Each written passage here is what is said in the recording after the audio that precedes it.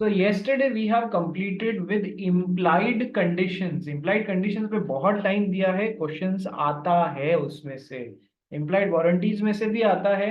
देखने पे ऐसी लगेंगी जैसे कि सेम हो, कंफ्यूजन में पड़ना नहीं है, क्योंकि implied वारंटीज पे ज्यादा में ज्यादा क्या आता है आपके पास में सर, ज्यादा चांसेस थियोरेटिकल क्वेश्चन के रहते हैं। तो सर जैसे इम्प्लाइड कंडीशंस ब्रीच होती है, कंडीशन ब्रीच होती है, तो क्या होता है कि सर पूरा कॉन्ट्रैक्ट रेपुडिएट हो सकता है।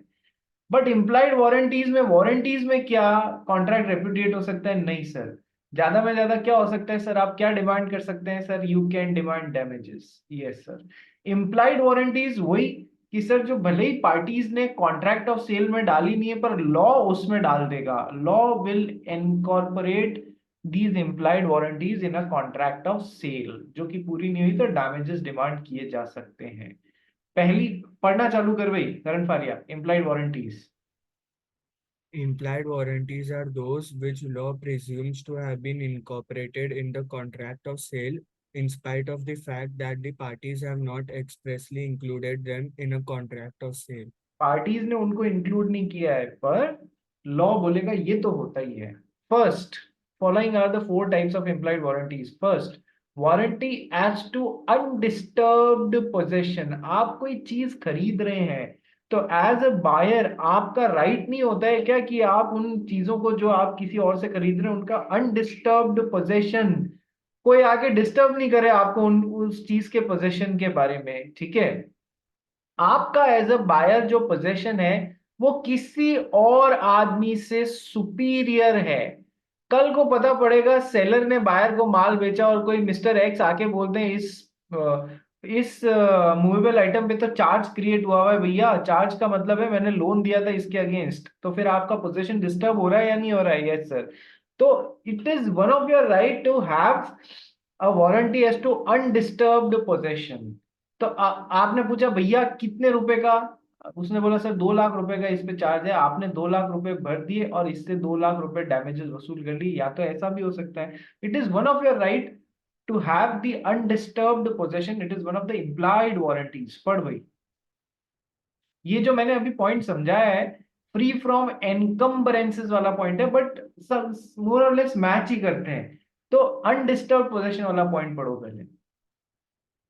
There is an implied warranty that the buyer shall have and enjoy quiet possession of the goods if the quiet buyer's and undisturb, बिना किसी परेशानी के, बिना किसी इंटरफेरेंस के। ठीक है, आगे पढ़। if the buyer's possession is disturbed by anyone having superior title than that of the seller, the buyer may sue the seller for the purpose of breach. For the purpose of breach, किसी ने यदि ये claim कर लिया कि seller से ज्यादा अच्छा टाइटल उस चीज पे मेरा था, आपको गलत बेच दी, तो सर अब बायर को वो माल लौटाना पड़ेगा, तो इस पे डैमेजेस के लिए क्लेम कर देगा। ठीक है, आप कहोगे सर हमने यही तो इम्प्लाइड कंडीशन में भी तो कंडीशन एज टू टाइटल पढ़ा है या नहीं पढ़ा है? हाँ सर। फिर सर अब इसमें इम्प्लाइड वारंटी में क्यों डाल रहे हो सर? अब लॉ ऐसा ही है, डाल दिया है, कोई डिफरेंशिएशन वाली बात है नहीं। आप इम्प्लाइड कंडीशन में भी पढ़ सकते हो, इम्प्लाइड वारंटी में भी पढ़ सकते हो। चीज आपके पास में आ गई और कोई आपसे ले गया ये कहते हुए जिसने आपको बेचा उससे ज्यादा अच्छा राइट मेरा है, चुपचाप मेरी चीज मुझे वापस दे दीजिए, देनी पड़ी, तो अब आप इससे डैमेजेस वसूल लोगे जो भी आपके डैमेजेस हुए हैं। Am I right? Yes sir.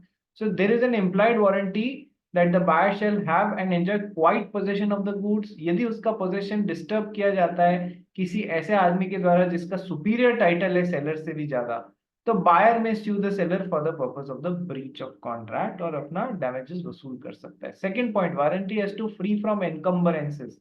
जो भी चीज आपको बेची गई है उस पर यदि कोई लोन लिया हुआ है वगैरह सर, तो आप वो भर के आपको जो भी डैमेज हुआ है वो सामने वाले से वसूल सकते हैं।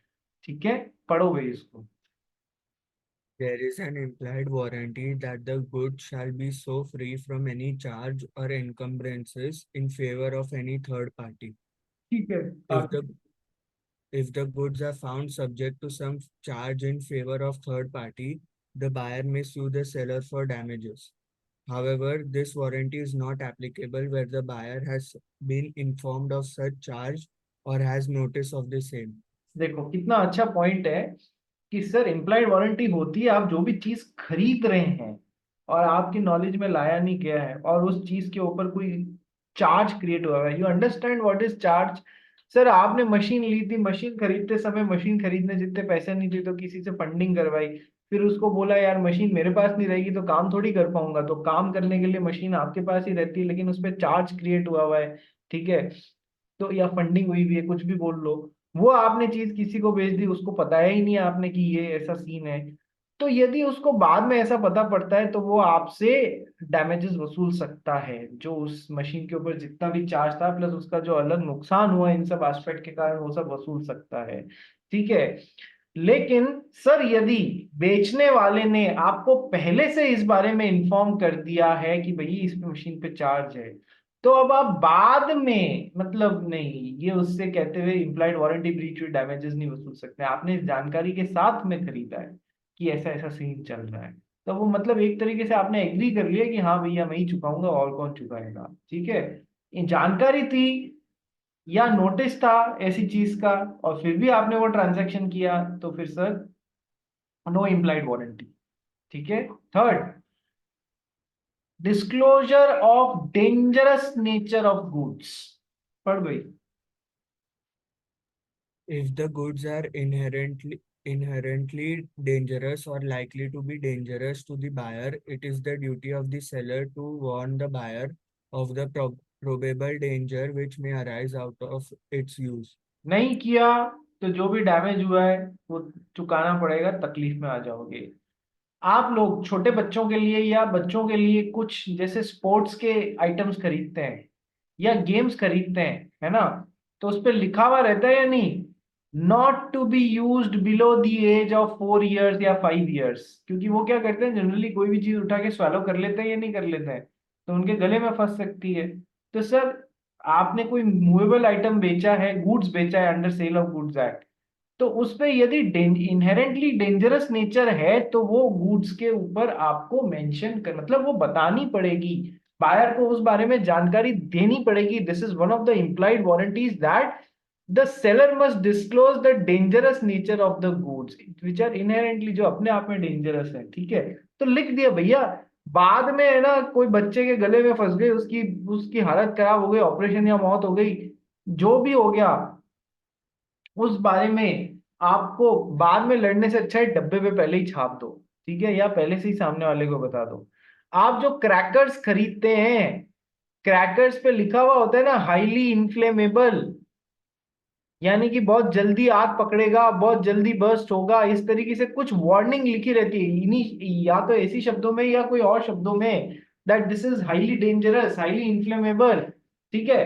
तो सर वो इनहेरेंटली डेंजरस चीज है, उसके बारे में बताना आपका ड्यूटी है, नहीं बताया तो सर इम्प्लॉयड वारंटी ब्रीच हो जाएगी और आप डैमेजेस पे करने के लिए रिस्पॉन्सिबल हो जाएंगे। Point number 4, implied warranty number 4, warranty as to the quality और fitness by usages of trade, ये बड़ा अच्छा पॉइंट है।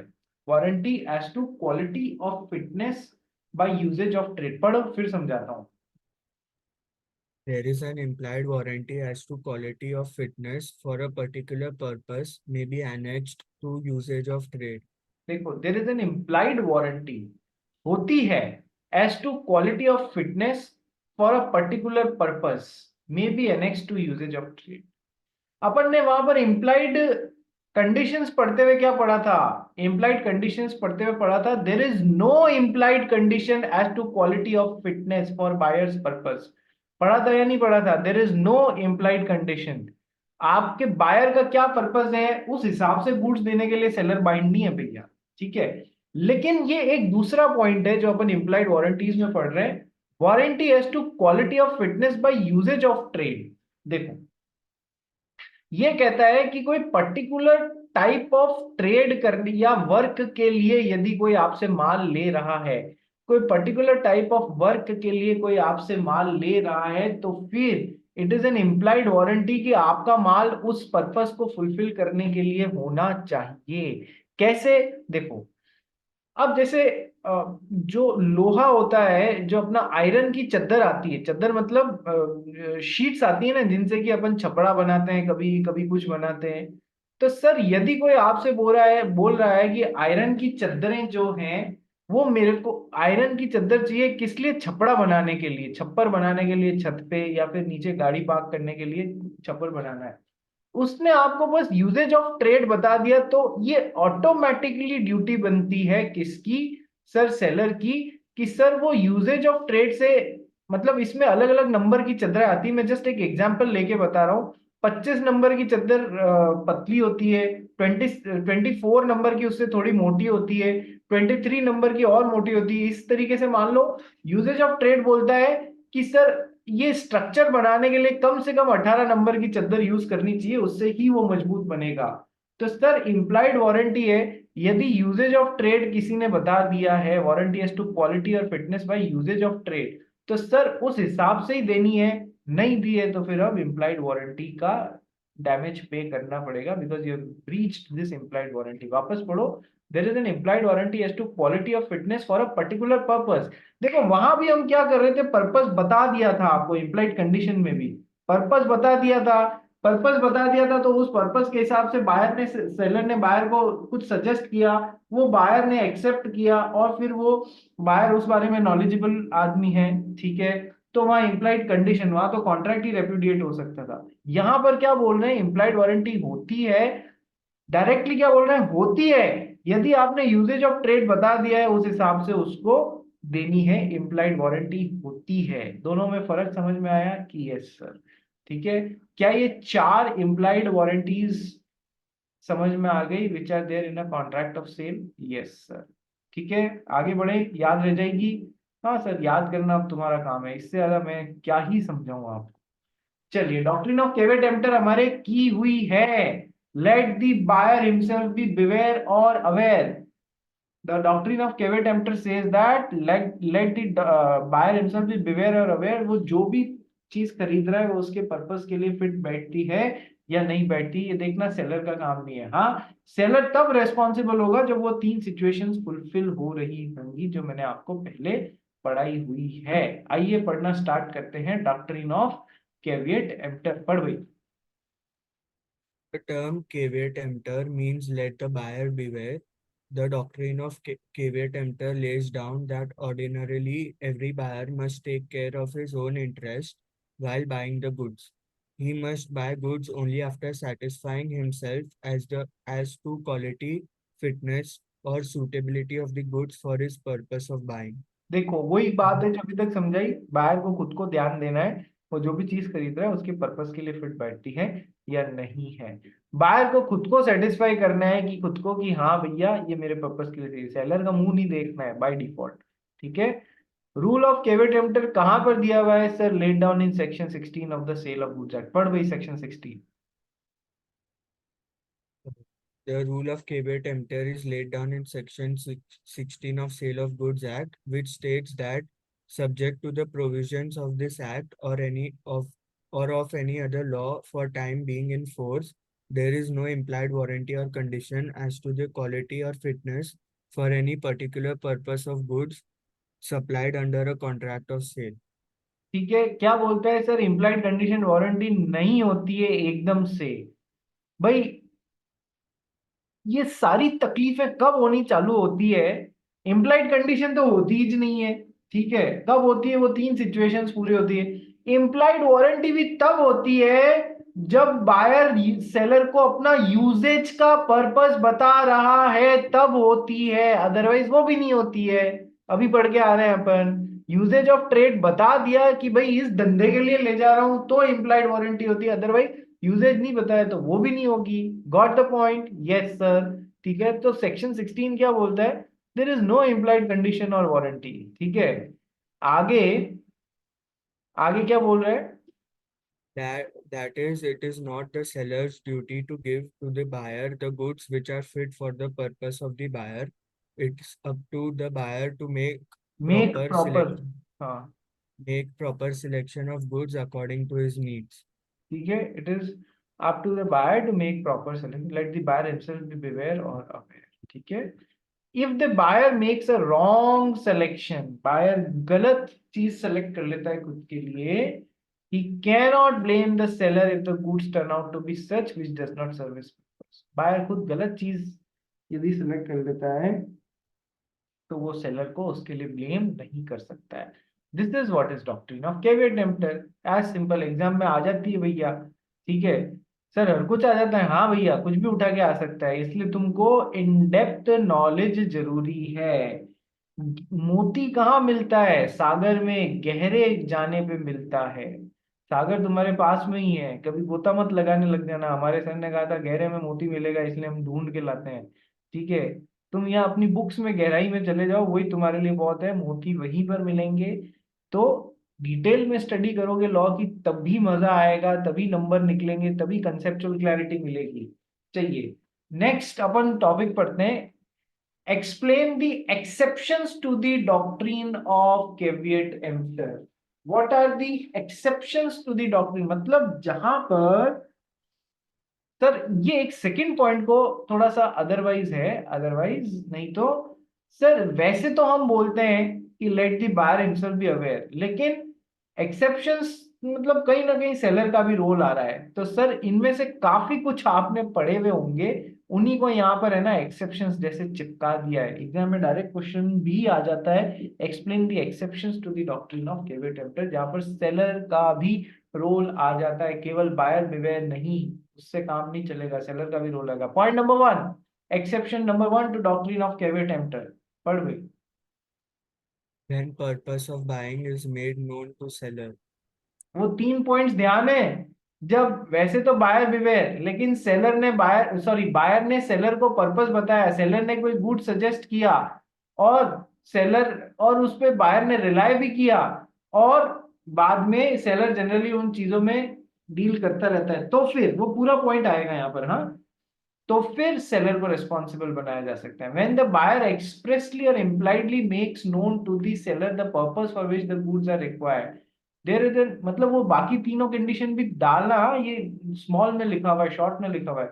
There is an implied condition and duty of the seller that they should fit for the purpose of the buyer, ठीक है।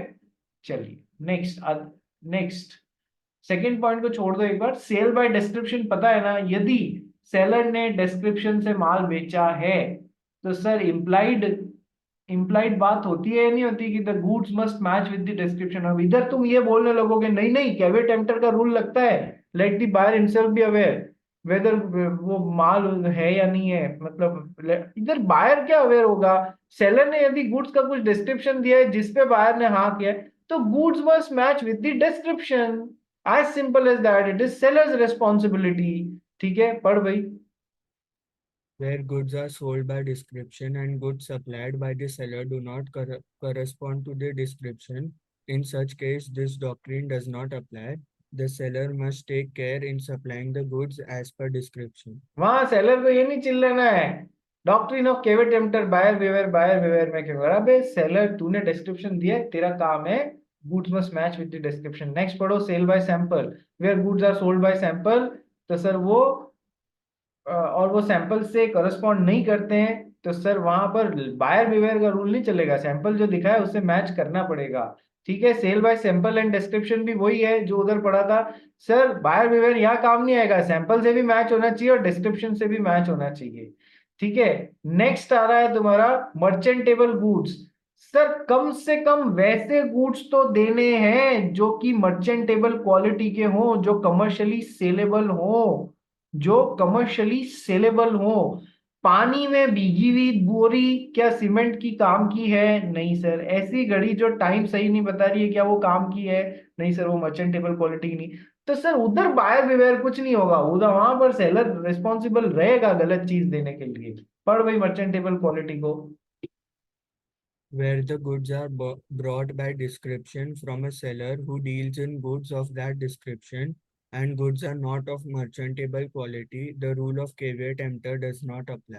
ठीक है, जो उस डिस्क्रिप्शन के गुड्स में डील करता है, नंबर वन, और सर गुड्स मर्चेंटेबल क्वालिटी के नहीं है, तो फिर बायर बिवेयर का रूल काम नहीं आएगा, फिर सेलर को ही रिस्पॉन्सिबल होना पड़ेगा, ठीक है। एक पॉइंट अब ये पढ़ो, goods where goods are sold under patent name और ब्रांड नेम। पढ़ भाई।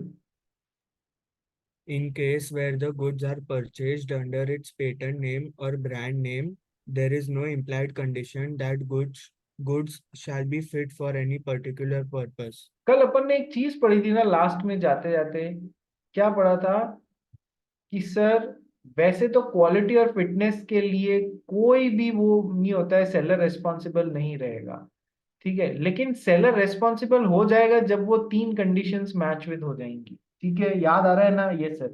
लेकिन एंड में जाते जाते ये येलो में जो लिखा हुआ है, सर लेकिन यदि गुड्स को ब्रांड नेम या ट्रेडमार्क के नाम पे बेचा गया है तो फिर अब सेलर रेस्पॉन्सिबल नहीं रहेगा। गॉट द पॉइंट, ये ध्यान है ना। तो फिर अब सेलर रेस्पॉन्सिबल नहीं रहेगा। The above exceptions won't apply if the goods have been sold under a trademark. Usha sewing machine, Daikin's air conditioner, Samsung TV, ठीक है। अब ये पॉइंट क्या बोलता है, वारंटी, देखो, सॉरी एक minute, let the buyer himself be aware, doctrine of caveat emptor, ये doctrine of caveat emptor buyer aware का वो कहते हैं ना एक्सेप्शन।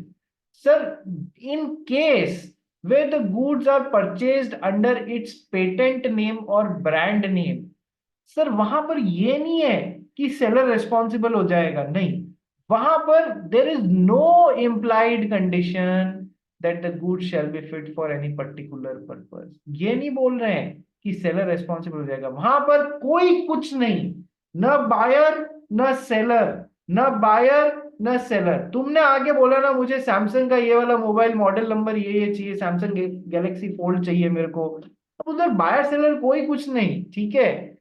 तुमने आगे बोला मुझे उषा की स्विंग मशीन चाहिए, तुमने आगे बोला मुझे डाइकिन का एयर कंडीशनर चाहिए, तुमने आगे बोला मुझे सोनी का टीवी चाहिए, बस बात खत्म हो गई।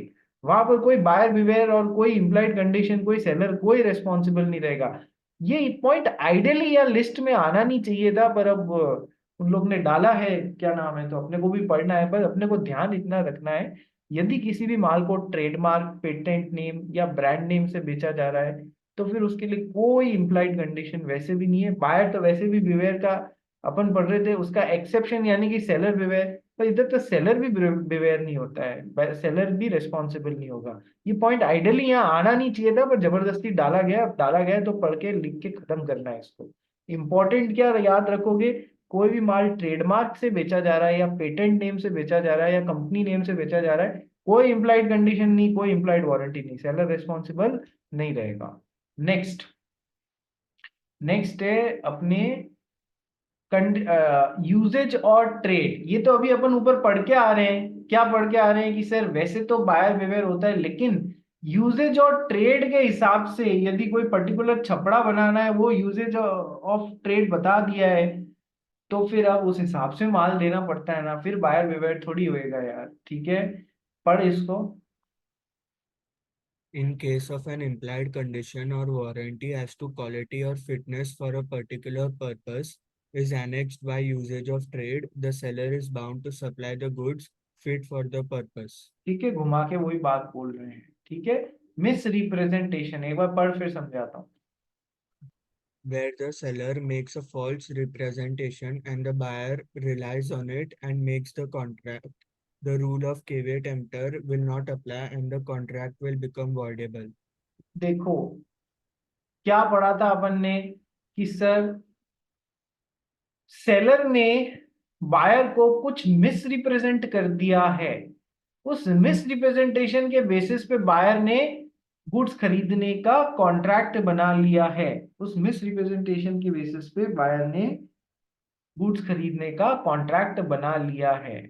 तो फिर सर अब उससे गलती क्यों हो रही है, क्योंकि सेलर ने मिस रिप्रेजेंट किया, इसलिए वो उस पर विश्वास करके गलत तरीके का कॉन्ट्रैक्ट बना रहा है। तो सर इसमें बायर बिवेयर लगा सकते हो क्या आप लोग, नहीं सर। सर यहाँ तो सेलर ने मिस रिप्रेजेंट किया है ना, इस वजह से तो सर यहाँ पर कॉन्ट्रैक्ट कैसा होगा sir, voidable at the option of buyer. क्यों, क्योंकि फ्री कंसेंट नहीं है, क्यों, क्योंकि मिस रिप्रेजेंटेशन से बन रहा है। जब contract coercion, under influence, fraud, miss representation इनसे बनता है तो कॉन्ट्रैक्ट कैसा होता है रे, वॉइडेबल कॉन्ट्रैक्ट होता है या नहीं होता है। यस सर, पार्टी चाहे तो इसके साथ में आगे बढ़े, चाहे तो रिसेंड कर दे, एज सिंपल एज दैट, ठीक है।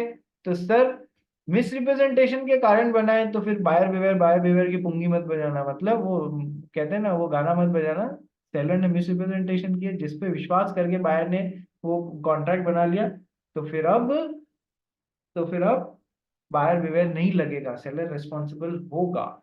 गॉट द पॉइंट, यस और नो? ठीक है, ये ध्यान रखना। Explain the doctrine of caveat emptor and exceptions to the doctrine of caveat emptor. ज्यादा चांसेस थ्योरेटिकल पोर्शन आने के रहते हैं, लेकिन यदि इनमें से कोई अप्लाई करने का भी आ जाए तो डरने की तो कोई जरूरत है ही नहीं, कर लोगे तुम लोग अप्लाई। ठीक है, एप्लीकेशन बेस्ड क्वेश्चन आ जाए तो। बोलो समझ में आया या नहीं आया?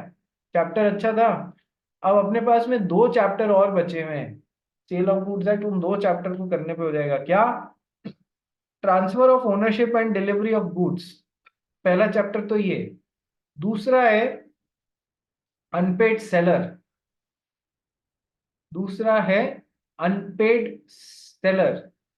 एग्जामिनर का सबसे पेट चैप्टर है ये। इसमें से हर बार ऑलमोस्ट 95% टाइम्स क्वेश्चन इस चैप्टर में से आता ही आता है। पता नहीं क्या विशेष प्रेम है, इस चैप्टर में से आता ही आता है। जैसे मैं यदि कॉन्ट्रैक्ट एक्ट की बात करूं तो कंसिडरेशन का चैप्टर अब तक ऐसा चैप्टर था जिनमें से एग्जामिनर का प्री है 90% टाइम उस चैप्टर में से क्वेश्चन मिल ही जाता है तुम लोग को देखने की।